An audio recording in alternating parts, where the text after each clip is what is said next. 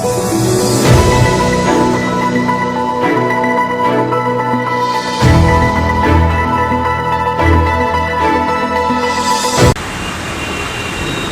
The मिर्ची न्यूज़.com से मैं मनोवर आपका स्वागत करता हूं। आज हमारे बीच मौजूद है टाइगर फोर्स के जिला अध्यक्ष और साथ ही साथ भाजपा प्रदेश समिति के कार्यकारी सदस्य और झारखंड विकास श्रमिक संघ के कार्यकारी अध्यक्ष धर्मजीत सिंह जी। आइए उनसे बात करते हैं। धर्मजीत सिंह जी, आपका स्वागत है हमारे इस कार्यक्रम में। जी, मैं आपसे ये कुछ जानना चाहता था कि आप देख सकते हैं झारखंड में जिस तरह अभी उपचुनाव होने वाला है, तो कहीं ना कहीं ये देखा जाता है कि कांग्रेस के जो प्रत्याशी हैं वो युवा हैं, और वहीं दूसरी ओर भाजपा ने जो अपने प्रत्याशी घोषित किया है वो युवा नहीं है। देखिए, ऐसी बात नहीं है। मतलब हर लोगों का अपना अपना सोचने का जरिया होता है। जी, भाजपा ने जो प्रत्याशी दिया उस पर गौर करें तो ये परिवारवाद की उपज नहीं है, ये वंशवाद की उपज नहीं है। जी, मेहनत करने वाले लोगों को भाजपा ने टिकट दिया है। हमारे बैरमो से जोगेश्वर महतो जी, बाटुल जी जो हैं, आप जानते हैं एक तरह से भाजपा को सींचा है। जी, और वो इसके पहले भी एमएलए थे, एक्स एमएलए थे, तो उनको पार्टी टिकट दी। वो स्थानीय हैं, स्थानीय की बात करते हैं, स्थानीय के लिए लड़ते हैं। पार्टी ने बैरमो से इसलिए उन्हें टिकट दिया। दुमका में भी जो अपने बल पर अपना मुकाम हासिल किए हैं, लुइस मरांडी जी, उनको भी भाजपा ने टिकट दिया है। कहीं ना कहीं ये पहले भी चुनाव में थे और वो हार गए थे, तो ऐसा भाजपा को कोई नया चेहरा या युवा चेहरा को आगे लाना चाहिए। मेरे समझ से मैं कहना चाहूँगा, ठीक है, वो आपका कहना अपने जगह सही है, लेकिन जो मेरे पास भाजपा या कांग्रेस या जेएमएम की बात मैं नहीं कहना चाहूँगा।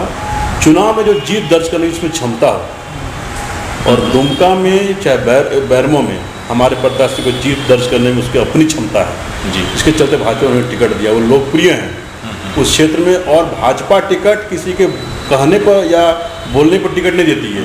भाजपा का जो आंतरिक सर्वे होता है, जो जन चौपाल लगाकर, उस सर्वे के द्वारा ही आज बाटुल जी को चाहे लुइस मरांडी जी को टिकट मिला है। कहीं ना कहीं भाजपा अभी भी उनसे उम्मीद है कि वो इलेक्शन में कुछ अच्छा कर सकेंगे। 100% इलेक्शन हम लोग का पक्ष में होगा, भारतीय जनता पार्टी के पक्ष में होगा, और वो 100% हम लोग वहाँ दोनों सीट जीत रहे हैं। जी, वहीं दूसरी ओर देखा जा रहा है कि बिहार इलेक्शन में जो भाजपा के कैंडिडेट है उनके साथ कुछ लोगों के द्वारा नारेबाजी की जा रही। कहीं ना कहीं ऐसा कह सकते हैं कि हाथरस की जो घटना हुई है उसी का परिणाम है कि बिहार में कुछ उस तरह का कुछ अच्छा देखने को नहीं मिल रहा है भाजपा के साथ। तो इस पे क्या आपको लगता है, क्या उम्मीद है? देखिए, घटना क्या हुई नहीं हुई किसी से छुपा हुआ नहीं है, लेकिन आप तक जाइएगा तो हल्ला कौन लोग कर रहे हैं?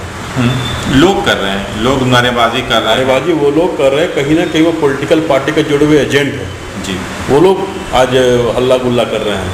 मगर भारतीय जनता पार्टी के पक्ष में जब से, मतलब बिहार पर भी आप देखिए, जब हमारे नेता ने जब वहाँ पर आपका जदयू से गठबंधन की बात कही, और उसके बाद आप सर्वे को देखिए तो निश्चित तौर पर हर आपके ही चैनल द्वारा, कई तरह के चैनल हम लोग टीवी में देखते हैं कि भाजपा का स्पष्ट बहुमत दिख रहा है इंडिया गठबंधन को।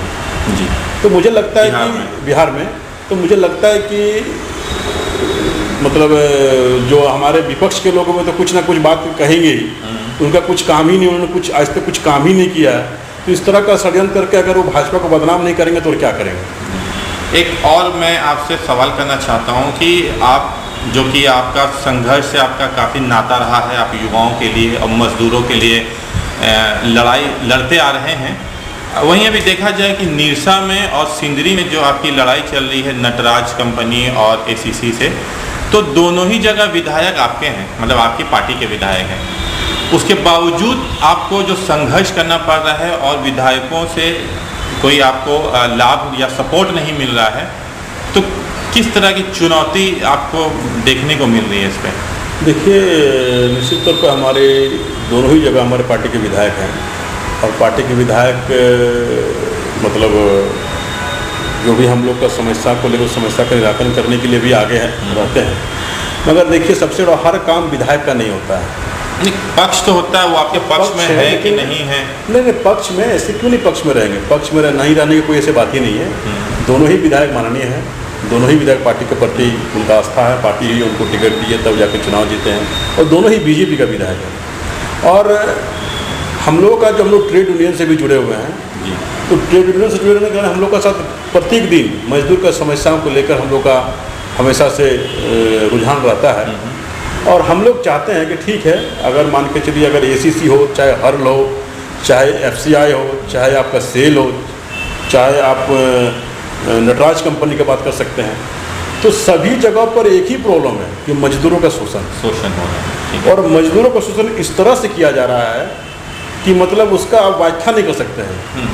मतलब कंपनी प्रबंधन जो भी है, ये लोग मतलब यहाँ के स्थानीय लोग को दरकिनार करने के बारे में सोच रहे हैं, और जब तक धर्मजीत सिंह रहेगा तब तक दरकिनार करने का बाद जो उसके मन में चल रहा है, मजदूरों को दरकिनार कभी नहीं कर सकता। ये विधायक के मतलब मजदूर है जो शोषण हो रहा है, तो विधायक को भी तो ये देखना चाहिए ना कि उनके क्षेत्र में ऐसा हो रहा है, तो कहीं ना कहीं मतलब आपके मंच पे उनका कोई मतलब वो आ नहीं रहे मंच पे, तो मुझे वो लगा, तो मैंने वो सवाल किया। मेरा कहने का मतलब हम लोग अपना काम कर रहे हैं, और जब हमको ज़रूरत पड़ेगी, हम लोग अपने लेवल पे काम कर रहे हैं, तो जब हमको ज़रूरत पड़ेगी हमें अपने से ऊपर में, तो हम फिर विधायक जी को भी बोलेंगे, विधायक जी का भी सपोर्ट रहेगा। ऐसा नहीं है कि सारे लोग मतलब सपोर्ट में हैं, बस एक होता है कि मतलब टीम होता है, एक जो टीम हमारे पास है, हमने पहले भी कहा कि वो लोग ट्रेड यूनियन से जुड़े हुए नहीं हैं, और हम ट्रेड यूनियन से जुड़े हुए हैं, तो ट्रेड यूनियन से जुड़े रहने के कारण हमारा मजदूरों के समस्या को अधिक थोड़ा सा लगाव रहता है, क्योंकि हम लोग चाहते हैं कि अभी जो सबसे बड़ा बेरोजगारी सिंदरी विधानसभा क्षेत्र में है, और यहाँ पर नई नई कंपनी आ रही है, तो निश्चित रूप से यहाँ के स्थानीय कम से कम 70 से 80% लोगों को, स्थानीय लोगों को यहाँ के नियोजन मिलना चाहिए, और उसी की लड़ाई हम लड़ रहे हैं। जी, तो अभी हमारी बात हुई धर्मजीत सिंह जी से, और इन्होंने साफ लफ्ज़ों में कहा कि जिस तरह ये संघर्ष कर रहे हैं मज़दूरों के लिए, युवाओं के लिए, और इन्होंने बताया कि जब तक धर्मजीत सिंह है तब तक युवाओं के लिए और मज़दूरों के लिए वो जंग लड़ते रहेंगे, संघर्ष करते रहेंगे।